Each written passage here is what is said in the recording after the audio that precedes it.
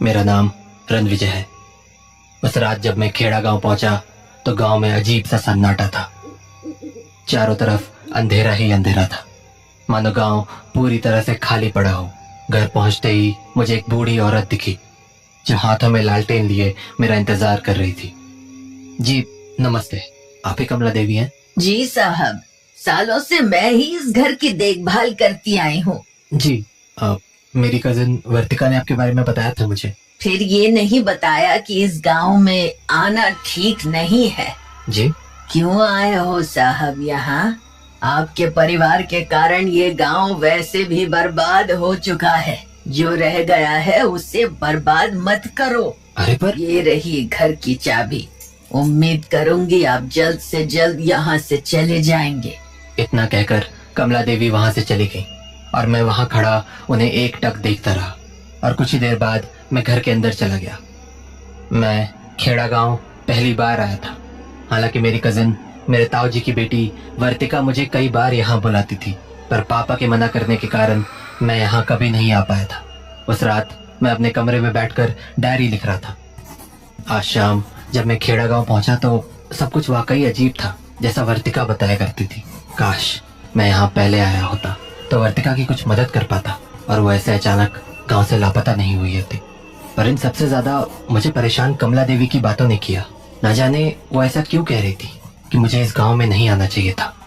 क्या ये गांव सच में अजीब है?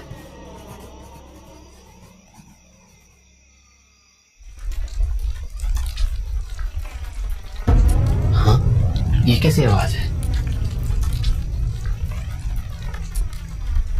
हाँ, ऐसा लग रहा है जैसे आवाज सामने वाले कमरे से आई है। जाकर देखता हूँ। कमरे में पहुंचने के बाद मैंने हर तरफ देखा, पर मेरी समझ में नहीं आया कि आखिर वो आवाजें आ कहां से रही थी। तभी मेरी नजर वहां रखी अलमारी पर पड़ी, क्योंकि सबसे ज्यादा आवाज वहीं से आ रही थी। अलमारी खोलने पर अंदर कुछ कपड़ों के अलावा कुछ भी नहीं था। हाँ, यहाँ तो कुछ भी नहीं है, फिर आवाज कहां से आ रही है? हाँ, ये आवाजें कैसी? हाँ, ये आवाजें नीचे से तो नहीं आ रही। और ये क्या है?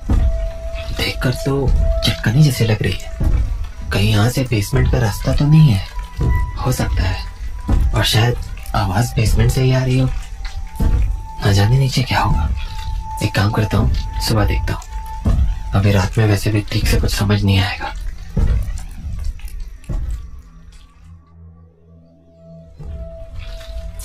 तो अगली सुबह मैं वापस उसी कमरे में चला गया जहां से मुझे आवाजें सुनाई दे रही थी। बेसमेंट से वो आवाजें अब भी आ रही थी। तो मैंने फर्श पर लगी चिटकनी पकड़ी और उसे खोल दिया। चिटकनी के खुलते ही एक जोर की आवाज हुई और मुझे नीचे जाने के लिए सीढ़ियां दिखने लगी। सुबह का वक्त होने के बावजूद भी अंदर काफी अंधेरा था, इसलिए मैंने एक टॉर्च ली और बेसमेंट की तरफ नीचे उतर गया। नीचे मुझे दिख तो कुछ भी नहीं रहा था, पर वहां पहुंचने के बाद मुझे वो आवाजें और भी जोर से सुनाई देने लगी थी। मैं उन आवाजों का पीछा करते हुए थोड़ा ही आगे आया था कि मुझे रास्ते में कुछ रेंगते हुए केंचुए दिखे। मैंने उन पर ध्यान नहीं दिया और आगे बढ़ता रहा। पर जैसे जैसे मैं आगे बढ़ा था, केंचुओं की तादाद बढ़ती जा रही थी और उन्हें देखकर मुझे घिन सी आने लगी थी। कुछ दूर और आगे जाने के बाद मैंने जो देखा उसने मेरे होश उड़ा दिए। मेरे सामने हजारों केंचुए दीवार और जमीन पर रेंग रहे थे। उनकी लंबाई देखकर ऐसा लग रहा था मानो वो केंचुए नहीं सांप हो। ये सब देखकर मेरी हिम्मत जवाब देने लगी थी, इसीलिए मैंने आगे ना जाना ही ठीक समझा। पर जैसे ही मैं लौटने को हुआ, मैंने कुछ ऐसा देखा जिसने मेरा खून जमा दिया। मेरे ठीक सामने एक बहुत बड़ा केंचुआ था। उसकी चौड़ाई एक बड़े अजगर सांप जैसी थी और उसका मुंह जमीन के अंदर घुसा हुआ था। मुझे अपनी आंखों पर विश्वास नहीं हो रहा था। मैं बिना हिले एक टक उसे देखे जा रहा था, मानो मेरे पैर वहीं जम गए हों। मुझे समझ आ गया था कि बेसमेंट से वो आवाजें इसी केंचुए के कारण आ रही थी। उसके बाद मैं वहां से तुरंत निकल गया और कमला देवी को अपने घर पर बुलवा लिया। इस घर में कब से सफाई नहीं हुई है? क्या मतलब? मेरा मतलब है आखिरी बार इस घर में सफाई कब हुई थी? जब मुझे आपके आने की खबर मिली थी तभी कराई थी सफाई। दरअसल शायद सफाई ठीक से हुई नहीं है। घर साफ करने से क्या हो जाएगा साहब, जो गंदगी आपके परिवार में है वो तो साफ नहीं होगी ना। हाँ, ये आप क्या बोल रही हैं? कुछ नहीं, जल्दी से बताओ कहाँ की सफाई करानी है। इस घर में कदम रखने पर भी मेरा दम घुटने लगता है। वो बेसमेंट में। बेसमेंट? हाँ, गया था मैं नीचे, काफी गंदगी है वहाँ, और उस गंदगी के कारण काफी सारे कीचुए भी हो गए हैं। और क्या केचुए? हाँ। आप केचुओं के बीच गए थे? हाँ, पर मैं कोई शौक से नहीं गया था, मैं तो बस बेसमेंट चेक करने गया था, तो मुझे वहाँ केचुए दिख गए और एक अजीब सा बड़ा केचुआ भी दिखा। पता नहीं वो क्या था, पर क्या बड़ा केचुआ? हाँ। आपको वो बड़ा केचुआ लगा? हाँ, पर मुझे ठीक से नहीं पता। अरे आपका दिमाग तो ठीक है, होश तो नहीं खो बैठे हो? जी, मैंने आपसे कहा था ना, आपको इस गांव में नहीं आना चाहिए था। क्यों नहीं मान रहे हो मेरी बात? अरे अब भी वक्त है, निकल जाओ यहाँ से। आपके परिवार के चक्कर में आधे से ज्यादा गांव खत्म हो चुका है। बचा कुचा जो रह गया है उसे तो बख्श दो। भगवान के लिए यहाँ से चले जाओ, वरना आप तो नहीं ही बचोगे, ये गांव भी नहीं बचेगा। आप ये क्या कह रही हैं? मैं समझ नहीं पा रहा हूँ। समझना चाहोगे तो भी नहीं समझ पाओगे, इसीलिए कह रही हूँ इस गांव से चले जाओ, वरना आपके ताऊ जी के कर्मों का फल आपको भी भुगतना पड़ेगा, जैसे आपके पिता ने भुगता था। हाँ, आप पापा को जानती थी? मैं आपके पिता वल्लभा और ताऊ वासुकी दोनों को अच्छे से जानती थी, और आपको देखकर ये भी जान चुकी हूँ कि आप बिल्कुल अपने पिता की तरह हैं, अपने ताऊ जी की तरह हैवान नहीं हो। पर आप ऐसा क्यों कह रही हैं? मेरे ताऊ जी ने ऐसा क्या किया था? बस ये समझ लीजिए कि आपके खानदान और इस गांव की बर्बादी के पीछे उन्हीं का हाथ है। हाँ, पर कैसे? ये सारा खेल उस किताब से शुरू हुआ था। किताब? कैसी किताब? पता नहीं वो कैसी किताब थी या कौन सी किताब थी, मुझे बस इतना पता है कि आपके ताऊ जी वासुकी के पास एक किताब हुआ करती थी जो वो अपने टेबल के दराज में रखते थे।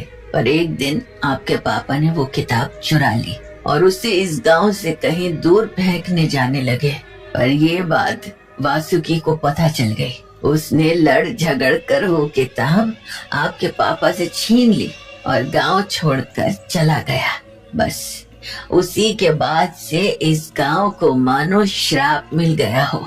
आपके पापा ने चीजें ठीक करने की बहुत कोशिशें की, पर तब बहुत देर हो चुकी थी। वासुकी के कारनामों का अंजाम आपके पिता को भी भुगतना पड़ा। उनकी तबीयत बहुत खराब रहने लगी। जब उन्हें समझ आ गया कि अब वो कुछ नहीं कर सकते, तो अपने आखिरी समय में वो आपके पास चले गए। शायद इसलिए वो मुझे यहाँ आने से मना किया करते थे। अब भी वक्त है, छोड़ दीजिए ये गांव, वरना परिणाम बहुत भयंकर होगा। इसमें आपकी गलती नहीं है, बस ये समझ लीजिए कि आपका खून ही खराब है। कमला देवी से बात करने के बाद पूरे दिन मेरे दिमाग में वही बातें चलती रही। तो उस रात मैं अपने कमरे में बैठा ही था कि मुझे कमला देवी की कही बात याद आ गई कि कैसे मेरे ताऊ जी अपनी दराज में उस किताब को रखा करते थे। तो मैंने भी उस टेबल की दराज खोल दी, इस उम्मीद से कि क्या पता मुझे वही किताब मिल जाए। पर अंदर किताब तो नहीं थी, लेकिन हाँ, एक डायरी जरूर पड़ी थी जिसके पहले पन्ने पर मेरे पापा का नाम लिखा हुआ था। हाँ, ये तो पापा की डायरी लगती है। पढ़ के देखता हूँ, क्या पता इसमें उन्होंने उस किताब के बारे में कुछ लिखा हो। उसके बाद मैं पापा की लिखी डायरी पढ़ने लगा। उनकी ज्यादातर बातें उनके और उनके बड़े भाई वासुकी को लेकर थी, पर फिर धीरे धीरे अपने भाई को लेकर उनका नजरिया पूरी तरह बदल गया। उन्होंने लिखा था कि मेरा और मेरे बड़े भाई के बीच का रिश्ता हमेशा अच्छा था। मैं उनकी सारी कही बातें माना करता था, पर एक बार मैंने उनके लिए कुछ ऐसा कर दिया जिसके कारण हमारा पूरा खानदान, गांव सब बर्बाद हो गया। मेरे भाई वासुकी ज्यादातर गांव में ही रहा करते थे, जबकि मैं अक्सर शहर के कामों से बाहर जाया करता था, जिस वजह से मेरी काफी जान पहचान बन गई थी। तो भैया को जब भी कुछ जरूरत पड़ती थी वो मुझसे कह दिया करते थे और मैं उन्हें वो सामान ला कर दे दिया करता था। एक बार ऐसे ही उन्होंने मुझसे एक किताब लाने को कहा जिसका नाम था केचुआ। मुझे लगा शायद भैया को वो किताब खेती बाड़ी के लिए चाहिए होगी, तो मैं उसे लाने निकल पड़ा। पर वो किताब मुझे कहीं मिली नहीं। असल में वो किताब के छपने पर पाबंदी लग चुकी थी और इस दुनिया में वो किताब की बस 5-6 कॉपीज बची थी। खैर बहुत ढूंढने के बाद मुझे उस किताब की एक कॉपी मिल ही गई, तो मैंने वो किताब लाकर अपने भैया को दे दी। और वही मेरी सबसे बड़ी गलती थी, क्योंकि बहुत दिनों के बाद मुझे अपने भैया के इरादों का पता चला। भैया अपनी इंसानी ताकत को केंचुओं का इस्तेमाल करके बढ़ाना चाहते थे। वो एक ऐसी ताकत पाना चाहते थे जो इंसान सपने में भी नहीं सोच सकता था।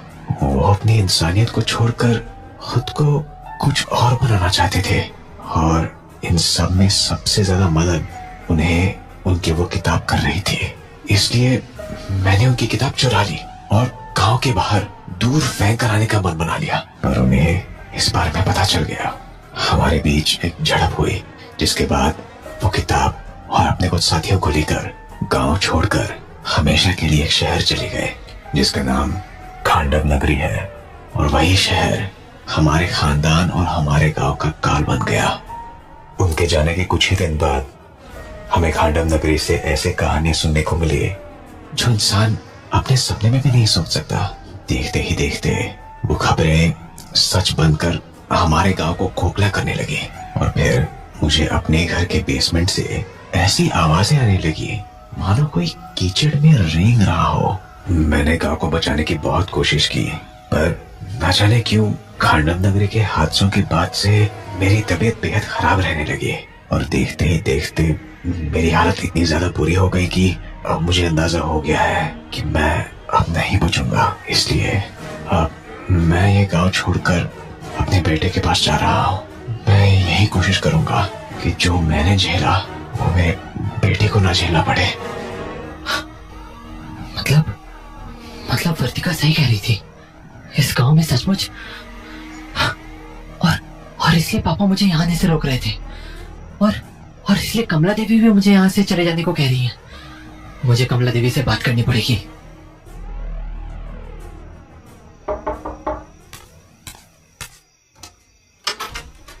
अरे आप यहाँ इस वक्त? कमला देवी जी, मुझे आपसे एक सवाल का जवाब चाहिए। कैसा सवाल? यही कि खांडव नगरी कहाँ है। क्या आपको इस बारे में कहाँ से पता चला? फिलहाल वो जरूरी नहीं है, आप बस मुझे ये बता दीजिए कि खांडव नगरी कहाँ है। अरे पागल हो चुके हैं क्या आप जानते भी हैं वो कैसी जगह है? इंसान तो छोड़ो, वहाँ एक चींटी भी पैर नहीं रखती। तबाह हो चुका है वो शहर। सालों से वो शहर वीरान पड़ा है।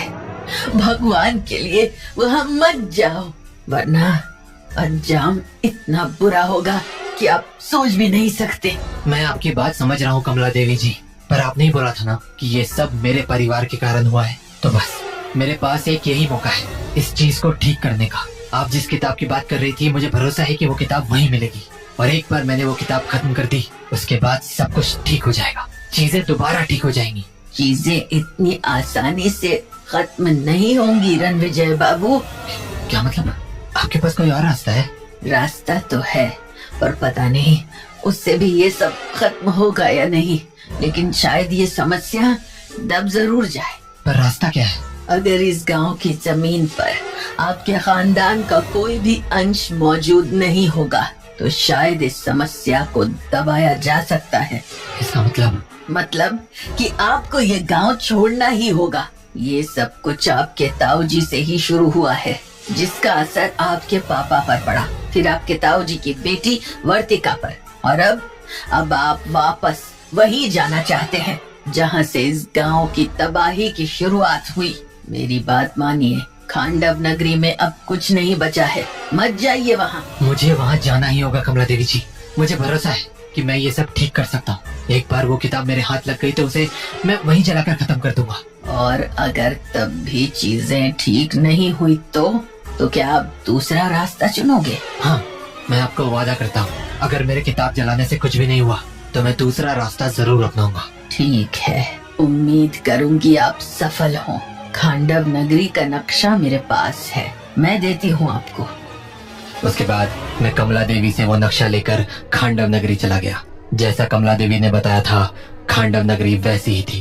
पूरा शहर मानो बरसों से वीरान पड़ा हुआ था और हर तरफ सब कुछ तहस नहस हो चुका था, मानो शहर से कोई बवंडर गुजरा हो। कुछ दूर चलने पर मुझे सिटी लाइब्रेरी दिखी। न जाने क्यों, पर मुझे ऐसा लगा कि हो ना हो वो किताब मुझे यहीं मिल सकती है। तो मैं उस लाइब्रेरी के अंदर चला गया। लाइब्रेरी के अंदर की स्थिति और भी भयानक थी। हर तरफ किताबें बिखरी पड़ी थी और सारे बुक शेल्फ्स टूटे पड़े थे। पर उससे भी ज्यादा खौफनाक थे वहाँ के कंकाल, जो हर जगह जमीन पर बिखरे पड़े थे।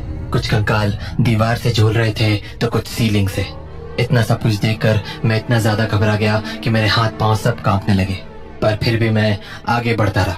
जैसे जैसे कंकाल बढ़ते जा रहे थे, मुझे एहसास होने लगा था कि मेरे सामने कुछ बहुत भयानक आने वाला है। और हुआ भी वही। कुछ ही दूर चलने के बाद मुझे एक बड़ी सी दीवार दिखी जिससे 5 भेड़ियों के सर लटक रहे थे और उनके ठीक नीचे एक पोडियम था।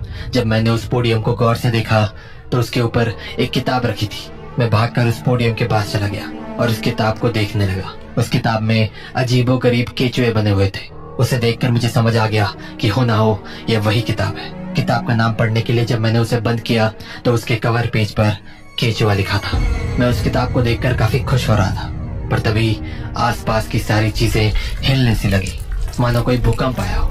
और जब मेरी नजर अपने आसपास पड़ी तो मेरे होश उड़ गए। चारों तरफ से केचुए मेरी ओर रेंग कर चले आ रहे थे। इससे पहले कि मैं कुछ समझ पाता, मेरे सामने एक जोर की आवाज हुई, मानो धरती फटी हो। जब मैंने सामने की ओर गौर से देखा तो मेरी आंखें फटी की फटी रह गई।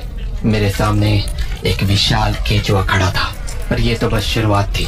आगे जो मैंने देखा उसने मेरे अंदर इतनी ज्यादा दहशत पैदा कर दी कि मैं पत्ते की तरह कांपने लगा। उसका बाकी का शरीर तो आम केचुए जैसा था, पर ऊपरी हिस्सा इंसानों जैसा था।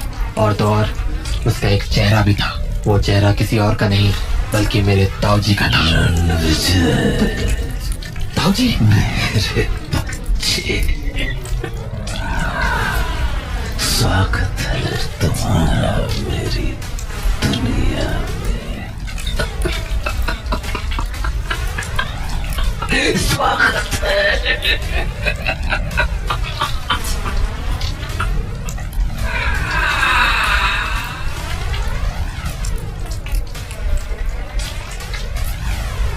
मुझे उस वक्त कुछ भी समझ नहीं आ रहा था।